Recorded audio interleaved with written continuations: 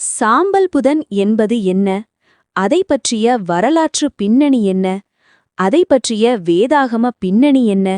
இந்த சடங்கை துவங்கியது யார்? இது பரிசுத்த வேதாகமத்தின்படி சரியானதா அல்லது முரண்பாடானதா? இன்றைய புதிய உடன்படிக்கை கிறிஸ்தவர்கள் இதனை கடைபிடிக்கலாமா? முழுமையாக ஆராய்ந்து தெரிந்து கொள்வோம் வாங்க. சாம்பல் புதன், அதாவது ஆஷ் வெனஸ்டே என்பது கிறிஸ்தவ திருச்சபை காலண்டரில் லெண்ட் காலம் அல்லது லெண்ட் டேஸ் எனப்படும் 40 நாட்கள் உபவாச காலத்தின் தொடக்க நாளாகும்.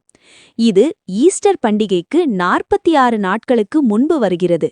இந்த கணக்கு இடையிலும் ஞாயிற்றுக்கிழமைகளை தவிர்த்து. 1. இதன் வரலாற்று பின்னணி. ஆரம்பகால திருச்சபையில் தவக்காலம் என்பது ஞானஸ்நானம் பெறப்போகிறவர்கள் தங்களை ஆயத்தப்படுத்தும் காலமாக இருந்தது. கிபி 4ஆம் நூற்றாண்டில் இது 40 நாள் உபவாசமாக இருந்தது. சடங்கின் தொடக்கம் 10ஆம் நூற்றாண்டில் போப் 2ஆம் அர்பன் காலத்தில் இது அதிகாரப்பூர்வமாக நடைமுறைக்கு வந்தது. சாம்பல் தயாரிப்பு. முந்தைய ஆண்டு குருத்தோலை ஞாயிற்றன்று பயன்படுத்தப்பட்ட குருத்தோலைகளை எரித்து இந்த சாம்பல் தயாரிக்கப்படுகிறது.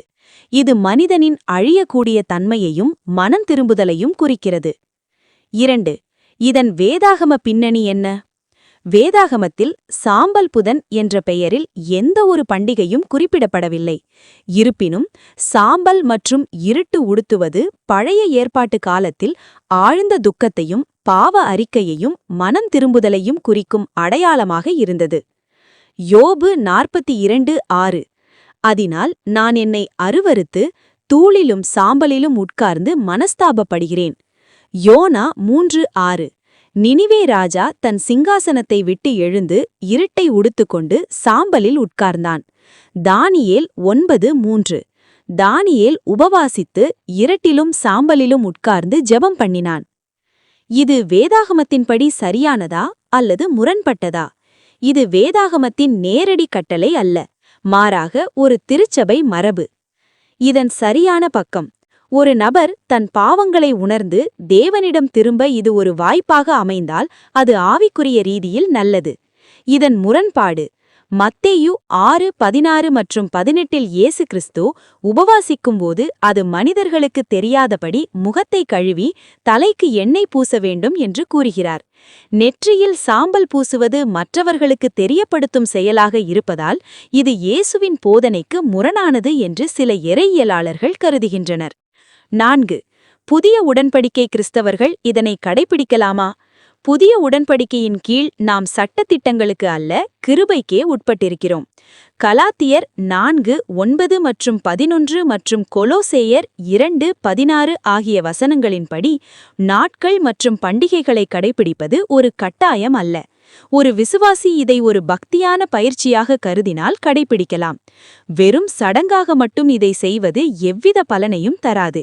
உங்கள் வஸ்திரங்களை அல்ல, உங்கள் இருதயங்களை கிழித்து உங்கள் தேவனாகிய கர்த்தரிடத்தில் திரும்புங்கள் என்பதே புதிய உடன்படிக்கையின் சாராம்சம்.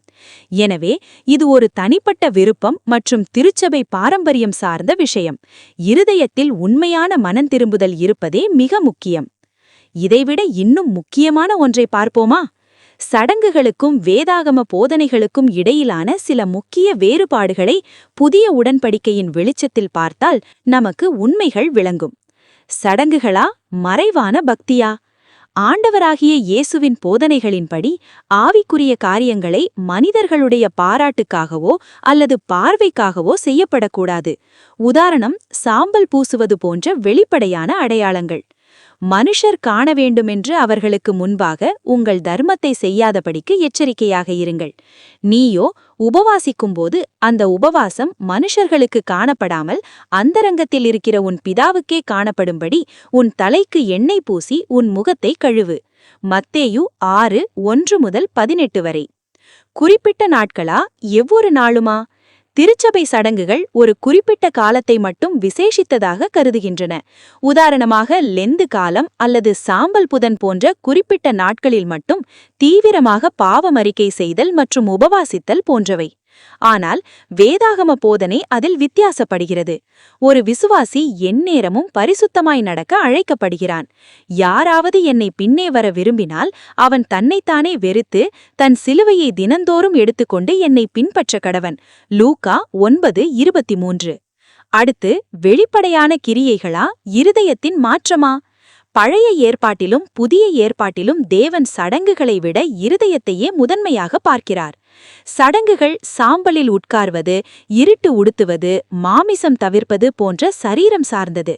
ஆனால் வேதாகம போதனை, நீங்கள் உங்கள் வஸ்திரங்களை அல்ல, உங்கள் இருதயங்களை கிழித்து உங்கள் தேவனாகிய கர்த்தரிடத்தில் திரும்புங்கள் என்பதே. தேவன் விரும்புவது நொறுங்குண்ட இருதயத்தையும் நறுங்கொண்ட ஆவியையும் தான். அடுத்து, பாரம்பரியமா தேவனுடைய வார்த்தையா? பரிசேயர்கள் தேவனுடைய கற்பனையை விட தங்கள் முன்னோர்களின் பாரம்பரியத்திற்கு அதிக முக்கியத்துவம் கொடுத்ததை இயேசு கடிந்து கொண்டார்.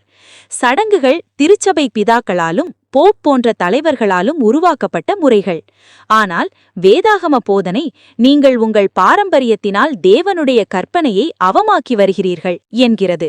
வேதாகமத்தில் இல்லாத எந்த ஒரு சடங்கும் விசுவாசிகளுக்கு கட்டாயமானது அல்ல. சபை கூடி வரும் பட்சத்தில் இந்த நாட்களை இன்னும் வேத அறிவில் வளரவும் தேவனோடு உள்ள உறவில் வளரவும் பயன்படுத்தலாம். நாட்களை கர்த்தருக்கென்று விசேஷித்துக் கொள்ளலாம்.